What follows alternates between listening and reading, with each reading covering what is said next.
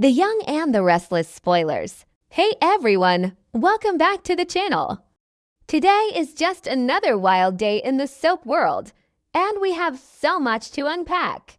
Grab a coffee, settle in, because the latest updates from Genoa City are completely off the rails and we need to talk about it right now. And honestly, let's just talk about Jack Abbott for a second. What on earth is Jack thinking?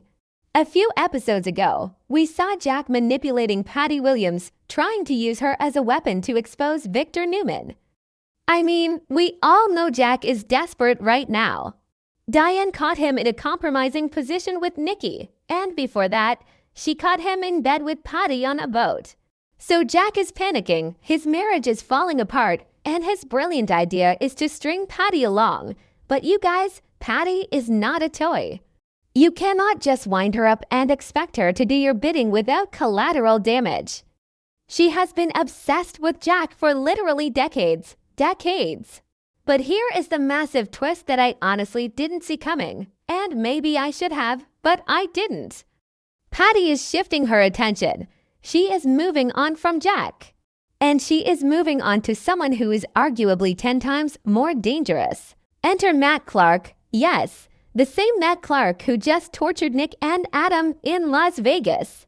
The same Matt Clark who basically pushed Nick into a massive drug spiral that ended with Nick crashing his car into a cliff and ending up in the hospital with potential permanent brain damage.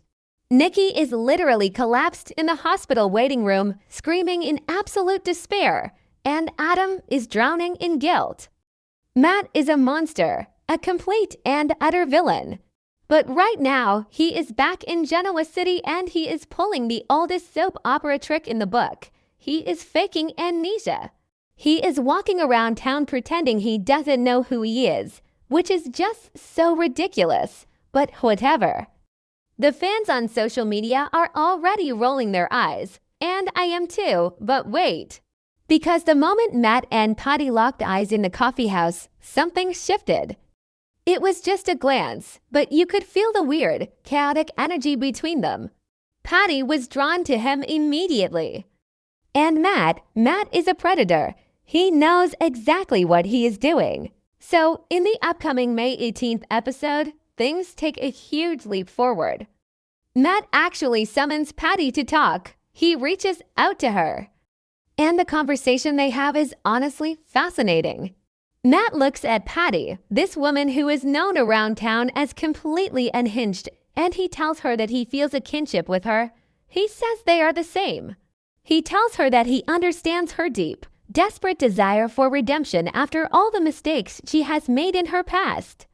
And let's be real, Patty has made a lot of mistakes. But Matt sits there looking all handsome and charming, and he completely validates her. He tells her that he doesn't judge her. He doesn't care about the long list of terrifying things she has done. And we have to talk about that list of sins, because Phyllis Summers is the one who brought it all up. Phyllis is currently drowning. She is being framed by Victor and Christine with this AI-generated evidence. Her company is on the line, and she is feral. Phyllis recognized Matt immediately when he said his name, and she knows he is faking his amnesia. Phyllis is considering using Matt as a weapon against the Newmans to save herself. But Phyllis, in classic Phyllis fashion, couldn't help but run her mouth. She rattled off all of Patty's past horrors. She threw Patty's sins right in her face, including the time Patty poisoned Summer Newman. Phyllis judged Patty. She looked at her with absolute disgust. And that is exactly where Matt saw his opening. Because Matt did the exact opposite of Phyllis. Where Phyllis screamed and judged, Matt was calm and accepting. He made it crystal clear to Patty that he is not scared of her horrifying history. He is not intimidated by the things she has done. And for Patty Williams, that is intoxicating. That is exactly what she wants to hear. She has spent her whole life being called crazy, being locked up, being manipulated by men like Jack who just use her and throw her away. But Matt is treating her like an equal. He is treating her like a kindred spirit. And because of that, Patty is falling for him hard. She is developing a massive, overwhelming crush on Matt Clark. The obsession that she carried for Jack is literally transferring over to Matt right before our eyes. And it is so dangerous. A Patty Williams obsession is not a normal crush. When Patty latches onto someone, she latches on with everything she has. She becomes fiercely, violently protective.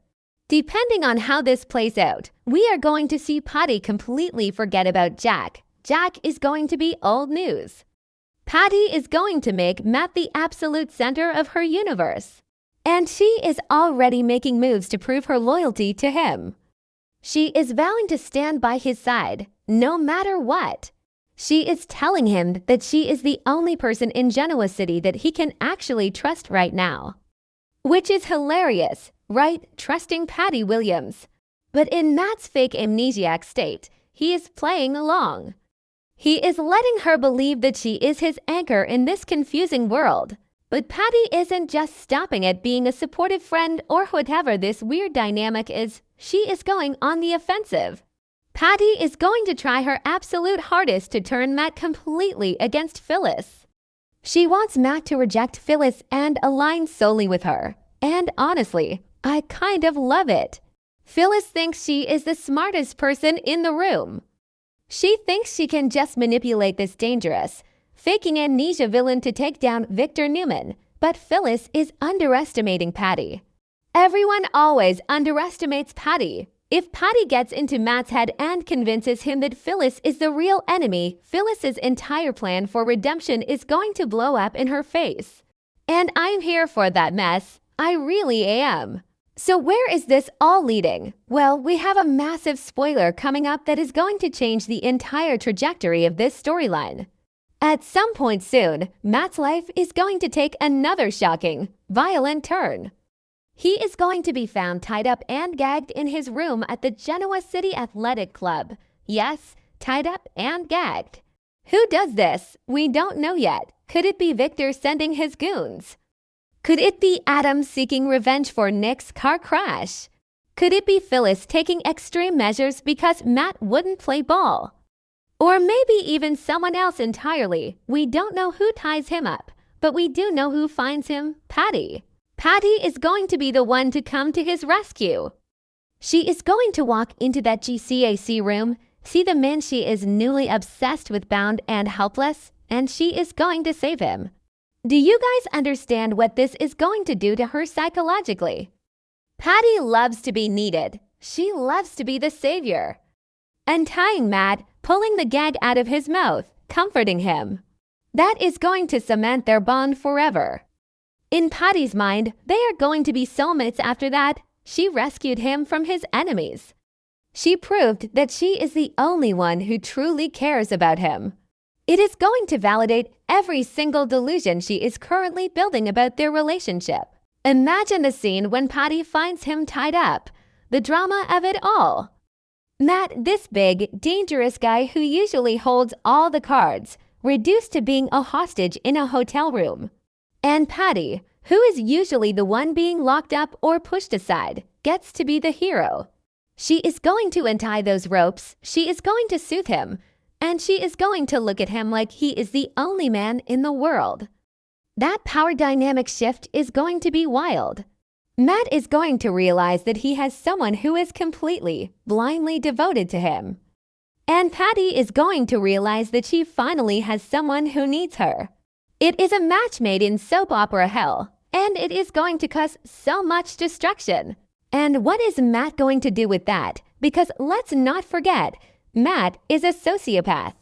He is faking his memory loss. He knows exactly who he is and what he has done.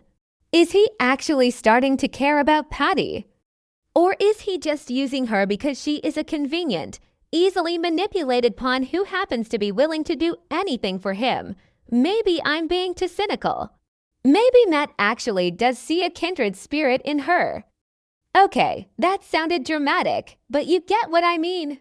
The writers are creating this incredibly toxic, codependent villain couple, and it is fascinating. I am so tired of the same old corporate takeovers and repetitive arguments. This is unhinged soap opera gold. And let's circle back to Jack and Diane for a minute. because this whole Patty situation is going to leave Jack looking like an absolute fool. Diane is already on the verge of handing him divorce papers. She caught him in bed with Patty on that boat, and then she caught him in a compromising position with Nikki. Jack thought he could salvage his pride by using Patty to take down Victor, but now Patty is literally walking away from him to go play nursemaid to a psychopath. Jack is going to be left with nothing, no wife, no secret weapon, just his own bad decisions staring him in the face. It is a spectacular downfall, and I kind of love watching it happen. Maybe I'm being too harsh on Jack, okay? No, I'm not. He brought this entirely on himself by thinking he could control someone as unstable as Patty. Just think about the ripple effects this is going to have. Jack is going to realize that he lost control of his pawn. Jack thought he had Patty right where he wanted her, aimed directly at Victor. But when Jack realizes Patty has gone rogue and teamed up with the guy who destroyed his nephew Nick, Jack is going to lose his mind. And Victor. Victor is already dealing with Nikki screaming in the hospital over Nick's brain damage. If Victor finds out Matt Clark is running around the GCAC with a devoted, obsessed Patty Williams by his side, the mustache is going to declare all-out war. The collateral damage is going to be insane, and Phyllis is going to be caught right in the middle of it, desperately trying to dodge Christine's fake AI evidence while fighting off a jealous Patty. I have to admit, I was really skeptical when Matt first showed up pretending not to know his name. I was like, really? Are we doing this again? Amnesia? It is such a tired trope. But pairing him with Patty changes everything. It adds this layer of unpredictability because Patty doesn't play by the rules. She doesn't care about money or corporate power or Newman Enterprises. She only cares about emotion. She cares about loyalty. And if she decides that Matt is her person, she will burn Genoa City to the ground to protect him. And Matt? Matt might just hand her the matches. What were they thinking putting these two together? Who actually believes this is going to end well? No one. But I cannot look away. So yeah, I am officially invested in this chaotic mess. I don't know who is going to survive this storyline, but I know it's going to be a wild ride. Let's just hope the writers don't mess it up.